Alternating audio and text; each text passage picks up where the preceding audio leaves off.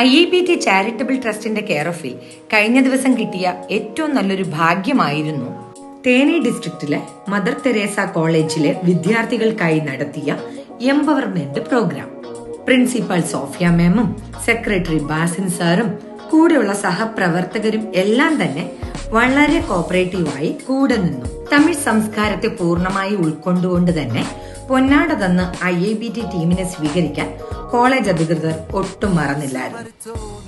യുവാക്കളുടെ ഇടയിൽ ഇന്ന് കാണുന്ന പല വിധത്തിലുള്ള അഡിക്ഷൻസ് എന്ന് വിളിക്കുന്ന ഹൈപ്പർ ബാരിയേഴ്സിനെ എങ്ങനെ ഓവർകം ചെയ്ത് ഹാപ്പിയായി ലൈഫ് മുന്നിലേക്ക് കൊണ്ടുപോകാം എന്നുള്ളതായിരുന്നു ഞാൻ എടുത്ത സബ്ജക്ട്.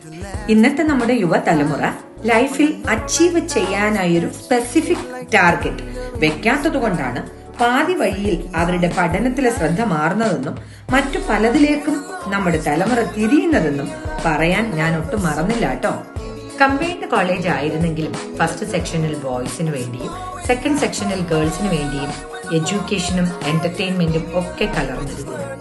എന്റെ മകന്റെ പ്രായമുള്ള ആ കോളേജിലെ കുട്ടികൾക്ക് വേണ്ടി ഇത്രയെങ്കിലും ചെയ്യാൻ കഴിഞ്ഞതിൽ സന്തോഷം.